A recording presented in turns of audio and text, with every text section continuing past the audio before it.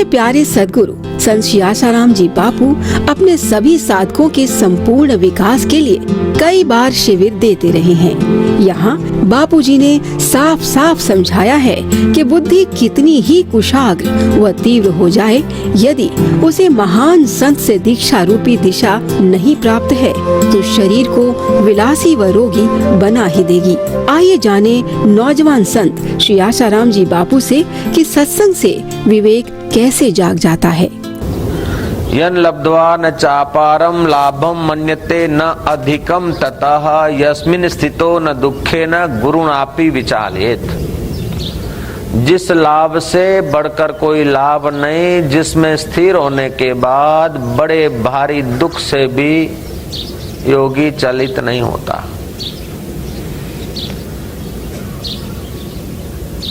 इसलिए गीताकार ने कहा तस्मात् योगी भवार्जुना, उसलिए अर्जुन तू योगी हो।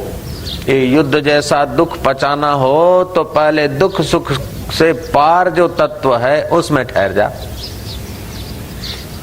सुखम वा यदि वा दुखम स योगी परमो मतः। सुख आए चाहे दुख आ जाए, लेकिन योगी की वो परम मति, ये संसार जनित मति नहीं, रितंभरा प्रज्ञा। बुद्धि को परमात्मा में आराम करने दो। बुद्धि का उपयोग करेगा तो संसार ही आएगा। बुद्धि संसार को पकड़ सकती है, परमात्मा को नहीं पकड़ सकती।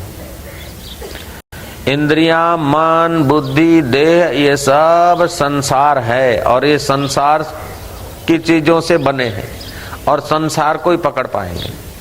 इसलिए बुद्धि की कितनी भी कुशलता आ जाए, लेकिन बुद्धि में अगर नश्वर शाश्वत का विवेक नहीं आया तो वो कुशल बुद्धि भी भोग संग्रह करने में, शरीर को विलासी बनाने में काम देगी। अगर विवेकवती बुद्धि होगी तो भोग से उपरामता लाकर पूर्ण सत्य के तरफ झुकाव कराएगी। मनुष्य जानते हुए भी अनजान हो जाता है, उसका एक कारण है कि जानता है कि ये करने से दुख होगा भविष्य में। झूठ नहीं बोलना चाहिए, दगा नहीं करना चाहिए, क्रोध नहीं करना चाहिए, लोभ नहीं करना चाहिए, सुन रखा उसने, मानता है। लेकिन इंद्रियां जब उधर को खींचती है तो मन सुख के पक्ष में हो जाता है। मन सुख के पक्ष में हो जाता है और बुद्धि आत्म अनात्म विवेक वाली नहीं होती है, तो बुद्धि उसके सम्मत हो जाती है। मन जब विषयों के और नश्वर परिस्थितियों के पक्ष में होता है और बुद्धि सहमत हो जाती है तो प्राणी का खजाना नाश होने लगता है। मन इंद्रियों के पक्ष में हो और बुद्धि उसे डांट कर, विवेक बताकर अगर सत्य के पक्ष में ले आए तो इंद्रियां प्राणी को ठगने का काम बंद कर देगी, ठगा नहीं जाएगा। जैसे अंधकार में ठूंठे में चोर दिखा अथवा ठूंठे में साधु दिखा, साधु दिखा तो अपनी भावना पैदा होगी, चोर दिखा तो अपनी वृत्तियां पैदा होगी। लेकिन ये वृत्तियां दोनों ही ठीक जगह पर नहीं काम कर रही है। ठूंठे को बराबर बैटरी लगा कर देखो तो तुम्हारी वृत्तियों की शक्ति का व्यय होना बंद हो जाएगा।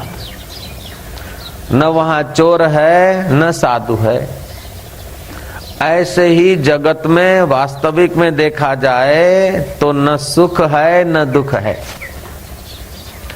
अज्ञान से जैसी चित्त में धारणा बन जाती है ऐसा जगत दिखने लगता है।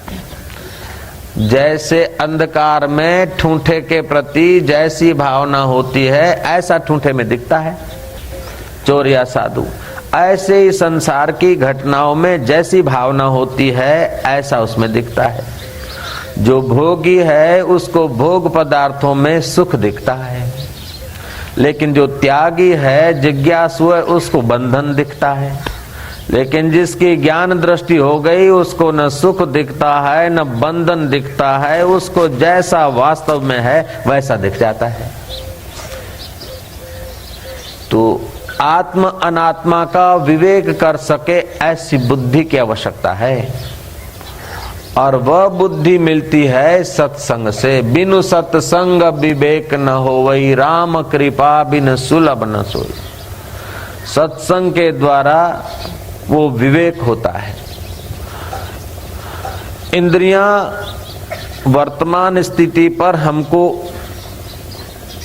घसीट जाती है, गिरा देती है, लेकिन विवेकवती बुद्धि परिणाम पर नजर डालती है। परिणाम पर नजर आते ही मन को अमुक में सम्मति देती है, अमुक में नहीं देती है बुद्धि।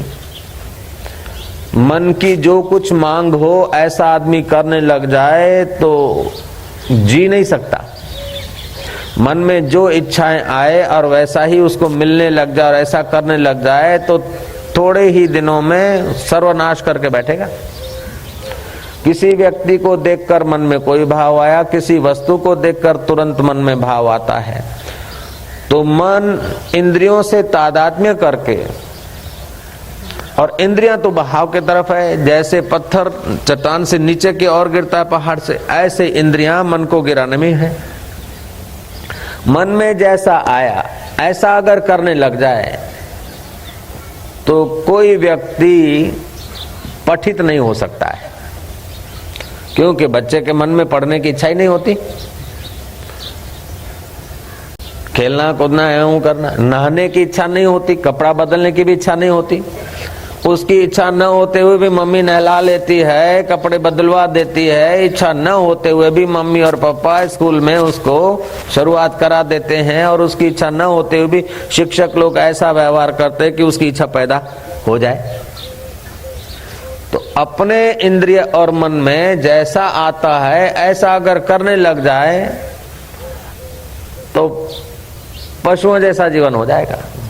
मनुष्य संस्कृत क्यों है, पशुओं से श्रेष्ठ क्यों है, बुद्धिमान समझदार क्यों होता है कि उसके इंद्रियों के बहाव से कुछ न कुछ पाल करके, कुछ न कुछ किनारा करके उसकी मन शक्तियों को बुद्धि के तरफ झुकाया जाता है।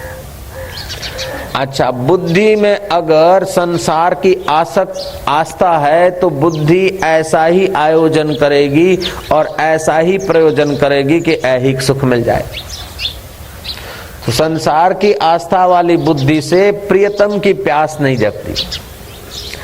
जिस अभागे प्राणी के चित्त में संसार के सुख की प्यास है, जिस अभागे चित्त में संसार के भोगों का प्रेम है, वो प्रियतम को प्रेम नहीं कर सकता है। प्रेमी कहलाने के लिए, धार्मिक कहलाने के लिए थोड़ा बहुत भले ही मंदिर मस्जिद में जाए आए, लेकिन मंदिर में जाता है, होता भगवान के मंदिर में, लेकिन प्यार संसार को करता है। प्यार भगवान को कर दे तभी भी आवश्यकता संसार की समझेगा। बुद्धि की मंदता के कारण इष्ट को प्रेम करेंगे और संसार की आवश्यकता समझेंगे। जो संसार की आवश्यकता समझता है वो प्रियतम से भी वही काम करवाता है,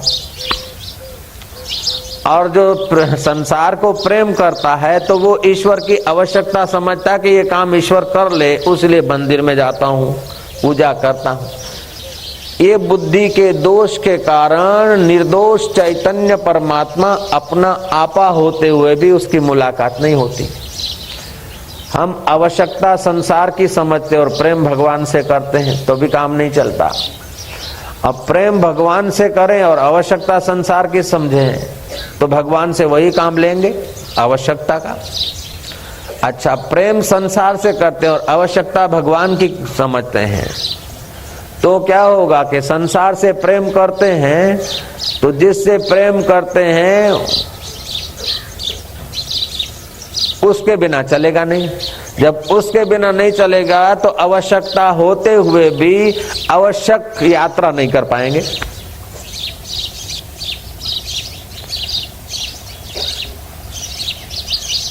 इसीलिए प्राणी बेचारा ठगा जाता है।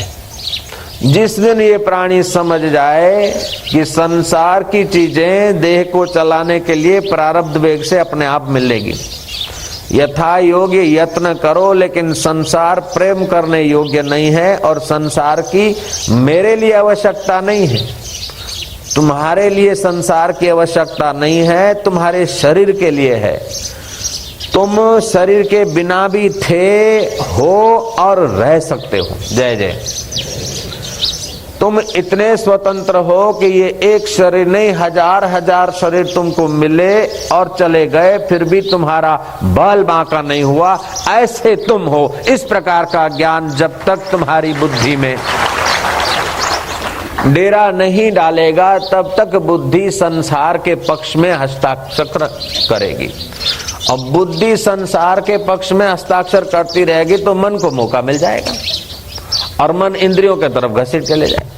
बड़ा रिसर्च करने वाला, बड़ा विज्ञानी, बड़ा राजा महाराजा, बड़ा ऊंचा पद पे पहुंचा हुआ व्यक्ति, आखिर देखो तो उसकी सारी खोजबीन शरीर की सुविधाओं में, शरीर के विलास में, शरीर की वाहवाही में खत्म हो जाती। जिस देह को शमशान में ले जाकर जलाना है, उसके लिए ही उसने अकल, बुद्धि, लागवग, गिड़गिड़ाहट का, भगवान का, धर्म का, मंदिरों का, मस्जिदों का, उसी में उस प्राणी ने उपयोग करके अपना जीवन नाश कर लिया। अगर बुद्धि में प्रारंभिक समय ही शिक्षा के साथ दीक्षा मिल जाए, दिशा, ठीक दिशा, तो बुद्धि का सोचना उचित ढंग का होगा। जब उचित ढंग का सोचना हो जाएगा तो बुद्धि उचित निर्णय करेगी। जैसे शुकदेव जी महाराज वेदव्यास जी ने कहा कि जनक राजा आत्मवेता है, उनसे ज्ञान पालो। जनक राजा के द्वार पर आए और द्वारपालों ने रोक दिया। जनक को खबर दी। जनक ने कहा, अच्छा व्यास मुनि के पुत्र हैं, अपने पिता में उनकी श्रद्धा नहीं टिक पाई, उन्हें जरा भी कसो, जल्दी से मिलेगा तो उन्हें असर नहीं होगी। कस दिया, बाहर रोक दिया। 7 दिन तक द्वार पे रहे, लेकिन बुद्धि ने ये नहीं कहा कि चलो वापस चले जाएं, धूप में खड़े हैं, अपमान हो रहा है। नहीं, बुद्धि में दिशा थी, बुद्धि में सत्य पाने की दिशा थी, आत्म महिमा समझने की जिज्ञासा थी। फिर अंतःपुर में 50 सुंदरियों के बीच उनको रख दिया गया।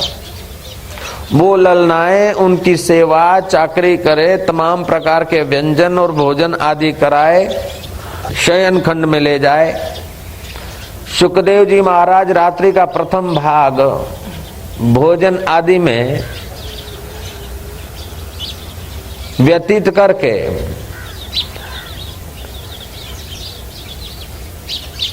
उसका समय प्रथम भाग का बचाकर हाथ पैर धोकर ध्यान में बैठ जाते थे।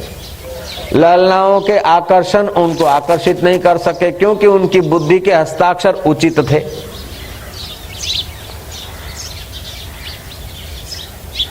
इस प्रकार 7 दिन वहां बीते। जनक ने पूछवाया, कैसा रहा? बोले, अपमान पर इनका ज्यादा ध्यान नहीं गया, क्योंकि इनकी बुद्धि वहां लगी थी सत्य पाने को, प्रियतम को पहचानने को।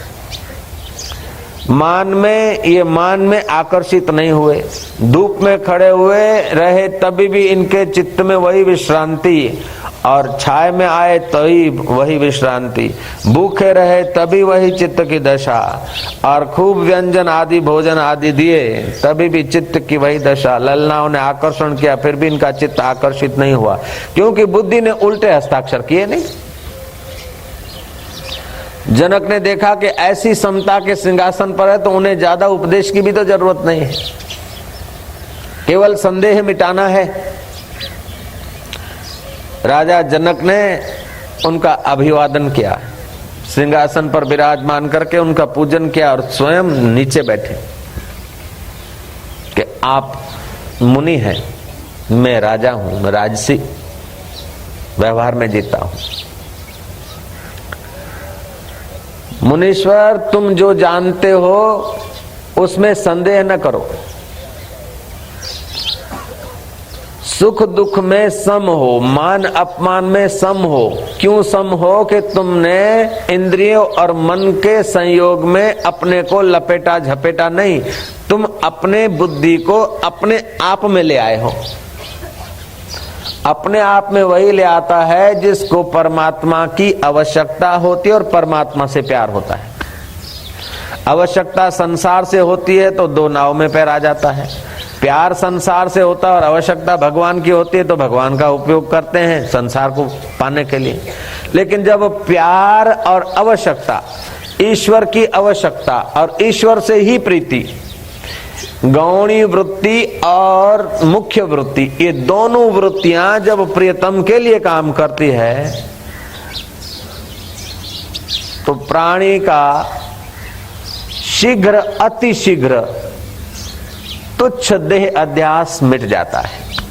देह अध्यास मिटते ही विदेही आत्मा प्रकट होने लगता है। जैसे बीज मिटते ही पौधा के दीदार होने लगता है, ऐसे जीव का अहम मिटते ही भीतर से वो शिवत्व प्रकट होने लगता है। हकीकत में वो शिव तुम्हारे से दूर नहीं था, दूर नहीं है और दूर हो भी नहीं सकता, लेकिन आज तक उसकी मुलाकात न हुई। उसका कारण केवल यह है कि अभागे विषयों ने आवश्यकता और प्रीति जिसकी होनी चाहिए वो देखने नहीं दिया, लेकिन जिसकी नहीं होनी चाहिए उधर घसीट दिया, और इसी का कारण अज्ञान है। इसलिए गीताकार कहते हैं अज्ञानेन आवृतम ज्ञानम, अज्ञान से हमारा शुद्ध ज्ञान आवृत हो गया। अज्ञानेन आवृतम ज्ञानम तेन मोहंती जंतवाहा, अज्ञान से ज्ञान आवृत हो गया और जंतु मोहित हो जाते हैं। तो अज्ञान मिटता है ज्ञानवानों के संग से। तो एक तो होता है ईंट चूना लोहा लक्कड़ बम बनाने का ज्ञान, एक दूसरे का शोषण करने का ज्ञान। एक ज्ञान होता है संसारी सरकती हुई चीजों को इकट्ठा करके सुखी होने का ज्ञान। जय जय। उस सरकती हुई चीजों को इकट्ठा करके आज तक माई का लाल कोई पूरा सुखी हो नहीं सका। पूरे विश्व का राज्य एक व्यक्ति को मिल जाए, शरीर तंदुरुस्त हो, पत्नी आज्ञाकारी हो, फिर भी उसे पूर्ण सुख नहीं, क्योंकि मौत सिर पर चक्र, मौत का चक्र घूम रहा है। वो पूर्ण सुखी या तो अपने को कोई बेवकूफ आदमी पूर्ण सुखी मानता है, या तो धोखा देने के लिए कोई बोल देता है मैं पूर्ण सुखी हूं। वास्तविक में संसार की चीजें इकट्ठी करके, संसार की पदवियां पाकर, संसार की सुविधाएं पाकर आज तक कोई पूरा सुखी हो नहीं सका और हो सकेगा भी नहीं, क्योंकि संसार स्वयं अपूर्ण प्रकृति से बना है। और जो अपूर्ण से बना है, जैसे दूध है, पी लिया तो पी लिया, धर दिया तो 4-6 घंटे में खट्टा हो जाएगा। फ्रिज में रख दिया तभी भी कुछ समय के बाद उसकी योग्यता क्षीण होने लगेगी। ऐसे ही अन्न बनाकर रखा, थोड़े ही समय में 3 घंटे रखो तो अन्न में फिर वो परिवर्तन होने लगता है, तमस बढ़ने लगता है। तो जो जीर्ण शीर्ण होने वाली सब्जियां, अन्न और वस्तु हैं, उससे बने हुए शरीर, जो नश्वर वस्तुओं से शरीर बने हैं, वो शाश्वत सुख कैसे दे सकते हैं? ऐसा बुद्धि में जब प्रकाश पड़ेगा तब प्राणी शाश्वत की आवश्यकता और प्रीति करेगा। आवश्यकता और प्रीति जब शाश्वत प्रियतम के लिए होती है तो विरह अग्नि पैदा होती, और उस विरह अग्नि में जब आवश्यकता होती है तो विरह अग्नि पैदा होती। विरह अग्नि में कर्ता का कर्तृत्व भाव जल जाता है, और प्रेम की सरिता में कर्ता की अहंता ममता बह जाती है। कर्ता शुद्ध हो जाता है। कर्ता जब शुद्ध हो जाता है तो महाराज, जैसे सुवर्णम को पहले तपाया जाता है, उसमें से दोष निकाल के धो धा के ठीक करते हैं, ऐसे ही कर्ता को विरह होने से कर्ता के दोष जल जाते और कर्ता को प्रेम होकर कर्ता की शुद्धि होती है और कर्ता की शुद्धि होते ही कर्ता अपने शिव स्वरूप में प्रकट हो जाता है। इसी को साक्षात्कार बोलते हैं, इसी को ईश्वर प्राप्ति बोलते हैं। तो जब जब इंद्रियों के पक्ष में हम आते हैं तब अपने को घाटे में डाल देते हैं, और जब परब्रह्म परमात्मा के सुख के पक्ष में आते हैं तो अद्भुत फायदा होने लगता है। 8 प्रकार का सुख है, वो सुख प्राणी को बांधता है। उसके बिना का जो सुख है वो प्राणी को परमात्मा मय बना देता है। देखने का, सुनने का, सूंघने का, चखने का और स्पर्श करने का, इसको बोलते 5 ज्ञान इंद्रियों का सुख। फिर यश का सुख, मान का सुख। यश गैरहाजिरी में भी होता है, मान प्रत्यक्ष मिलता है, और शरीर के आराम का सुख। ये 8 प्रकार का सुख छोड़कर बाकी जो सुख है वो हमको परमात्मा के तरफ ले चलता है। अभी तुमको देखने का, सुनने का, सूंघने का, रसगुल्ला खाने का या स्पर्श करने का सुख थोड़े है, सोफा आदि का मजा थोड़े ले रहे हैं, या कार आदि का मजा ले रहे हैं, या आपका यश कर रहे हैं वो मजा आ रहा है, नहीं। मान मिल रहा है कि नहीं? नहीं, मान तो छोड़कर यहाँ आने की चीज है, यहाँ मान लेने की जगह नहीं, मान को ईश्वर के चरणों में स्वाहा करने की जगह पर आए हैं। तो मान का सुख नहीं, यश का सुख नहीं, शरीर के आराम का सुख नहीं, इंद्रियों के भोग का सुख नहीं, और फिर भी अगर ध्यान में और सत्संग में तुम्हें सुख मिल रहा है तो समझ लो परमात्मा सुख का प्रकाश तुम्हारे दिल में चमक रहा है।